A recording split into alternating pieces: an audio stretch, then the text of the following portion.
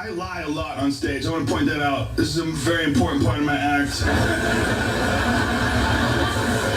If I say some shit and you're like, I don't agree with that, guess what? I don't agree with it either. Right? There's a lot of things I say I don't really mean. I'll tell you the truth, but if a lie's funnier than the truth, I go with that. You know why? Because it's a fucking comedy show, all right? And that's what we're doing. Like, if it wasn't a comedy, if it wasn't understood that I was joking around, most of my act would be a goddamn hate rally. Hey, what's going on, everybody? Bobman here, and I wanted to make a video, and I haven't made or responded to anything or anybody on the hair transplant forums for a very long time. I've just been doing my own thing, you know, and thought I'd pop back on, make a video, just because it's easy to do, and kind of showcase, you know, showcase the do. It's the same. It really hasn't changed at all since I've had it done back in 2004. So that being said, this is about, wow, just about 10 or 11 years now since I've had my first procedure, first hair transplant. And I had the first transplant was the front, and then I had the crown done, and then I had these temple points done later on down the line. I think it turned out pretty decent. I'm happy with it. You know, I'm happy that I was able to find a reputable place to get it done, and that's important. I think what I want to say is that anybody out there is going to be impressed with my hair.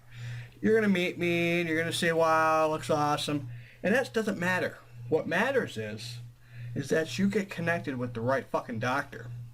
You get connected with the right fucking place that's going to have your needs in mind first. You, not theirs. And sometimes that's a fine line for a lot of people. Egos get in the way. See if I can raise this a little bit here with my mega memory thing, because I remembered to grab it. See, it already paid off. Alright, there you go. You're in my bedroom, by the way. It doesn't get more intimate than this.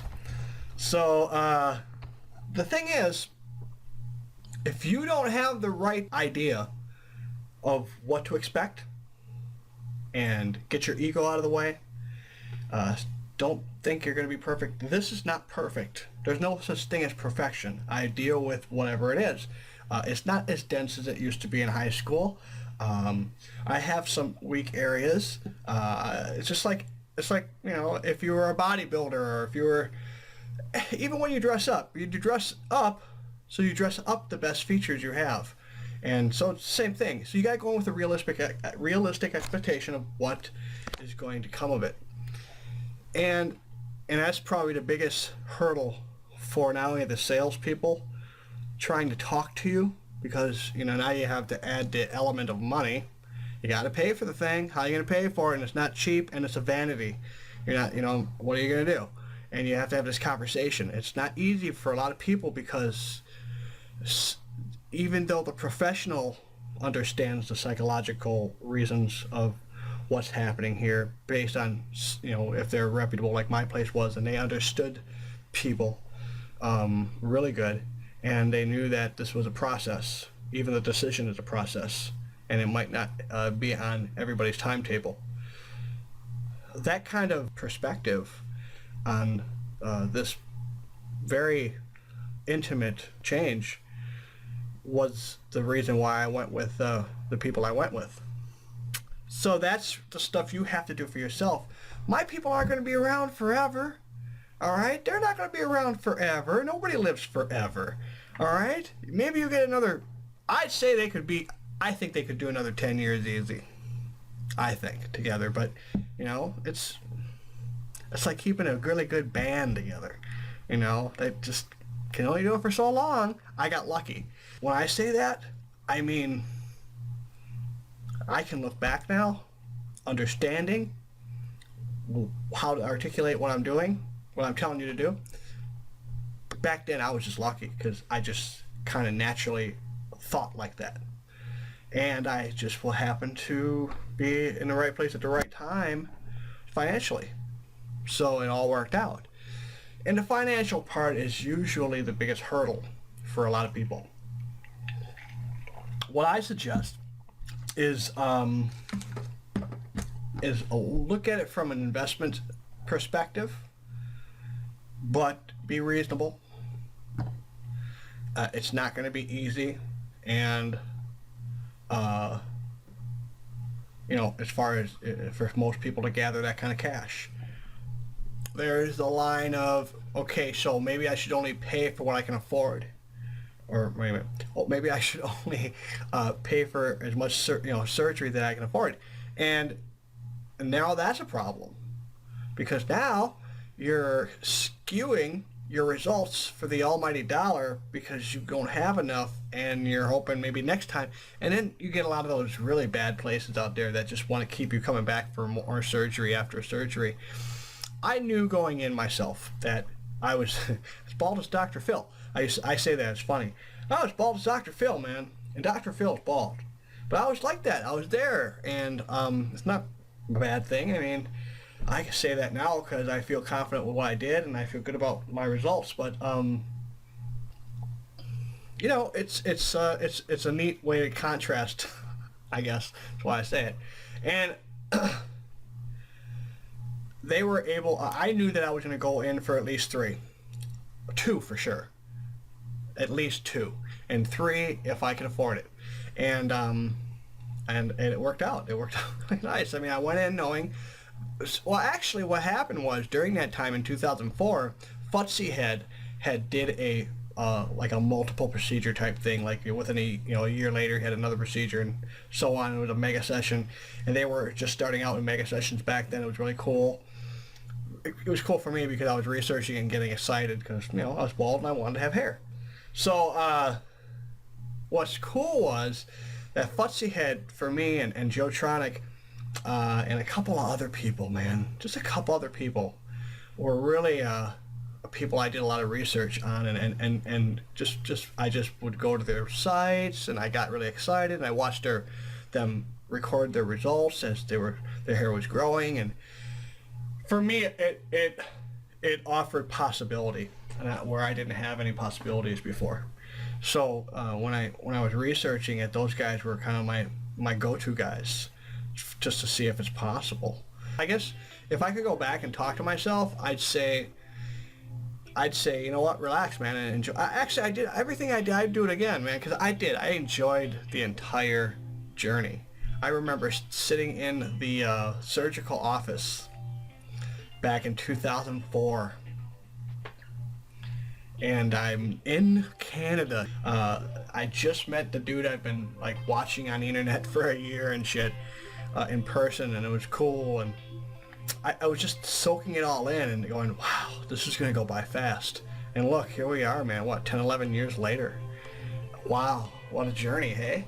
And it's been a lot of fun, and it's given me kind of like a do-over with that part. And I was void of hair for about 15 years because I lost my hair really early in my 20s. So when they did a hair transplant on me, it was a procedure where I knew, because of Futzy having one pass over and then he had another one done, and it added density to it. It was pretty cool. I decided I want you to focus just on here, right here, just the front, 4,849 grafts, and pack it all in. Start packing it in from the front, go back, and that was exciting by itself. I remember sitting there watching TV and stuff. These girls were working on me for a long time, and I'm like, yeah, can I go to the bathroom? Like, yeah. So I went to the bathroom, and I looked in the mirror, because you're gonna look in the mirror, and all they had done was just the hairline along the way, about ½ inch in.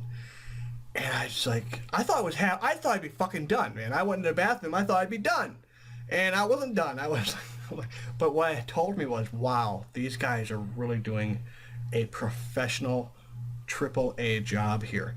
And all that time spent on such detail really pays off in the end. And these guys had a system.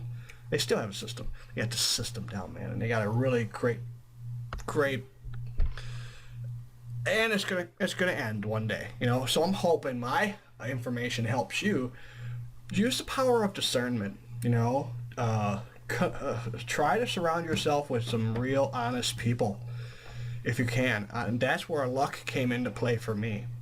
But with the internet today versus back in 2004, we're a lot more connected because of Facebook and YouTube and things of that nature. So definitely practice discernment, gather your men, make your decisions on your army, and then move forward, and take action. I think that's probably the biggest key right there is after you've looked at the money and you're good there and you've planned it out. Like for me, I planned to put everything in the front, come back in 9 months, do the crown, and then it just happened that, I just wanted to get something done here because this was going backwards, and I had them rebuild that. I had them rebuild. In fact, if you see pictures of me when I was younger, I never had temples. Anyway, I never had temples. So this is a new feature on my face. I created a brand new dimension of myself. We did that. I never had this before. Now I have a different dimension of my personality because I got temple points, bitch. And it's not a lot, 691 grafts. Yeah, but it's what I'm trying to say is, get yourself a good. A lot of people on these forums sometimes, all you hear is bitch, bitch, bitch, bitch, bitch, or marketing manipulating things. I actually pulled down one of my profiles on a forum. I don't know what forum it was. I forget. I don't even know where this is gonna fucking end up. But I pulled it down, man. I pulled my profile down. The guy was a dick. I was trying to help somebody out in another place, and I didn't know how to. But I didn't know how to do this stuff, internet stuff. I mean, I was just learning at the time. It was a few years ago or so, and I decided, you know what? You don't deserve to have me on your forum if you're gonna treat a human being like that. So I'm done. You're done. Boop. Delete. I'm out of here. And I could give a shit. It was really too bad because it had a really nice photo profile of everything of mine, but it is what it is, and that's where that is. What else can I say? Fucking gather your people that you can trust. That's a tough one. But it can be done, and it can be done rather easily if you're an honest about your efforts. The universe will open up and help you to get what you want, but you got to be true and you got to be honest. And hindsight being 2020, I wouldn't change a fucking thing I did. It was the best time of my life. Everybody I've met and all the journeys and all the people, still to this day, sometimes out of the blue, someone will be like, "Hey, can I meet you? Can I see what's going on with this?"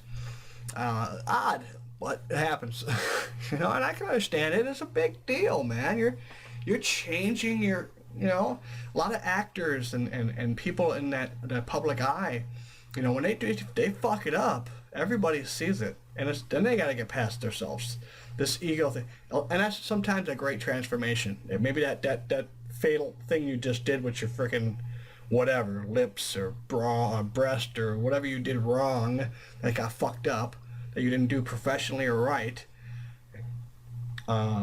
you accept and you move on and you get better as a person, and that's important. But a lot of people out there, are afraid to do it because of what other people will think about them if they do the thing. And I say, fuck them. Because they aren't going to remember anything anyway. You think they pay that much fucking attention to you? They don't. And if you think they do, you have a pretty big opinion of yourself. They don't. You wish they did. You want them to. You really do want them to care that fucking much, but they don't. They don't care that much. Fact. So love yourself more and just do it and get something done. I think that's a big thing. Get your finances, get your game plan, take action. Don't end up like a friend of mine, an acquaintance. I have very few friends. I can count them on one hand, and it's about 2 fingers. You're lucky if you can do that in life.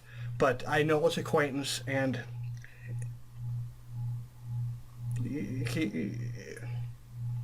you never pull the fucking trigger, you're never gonna get it done. And you keep looking for the right perfect thing to happen.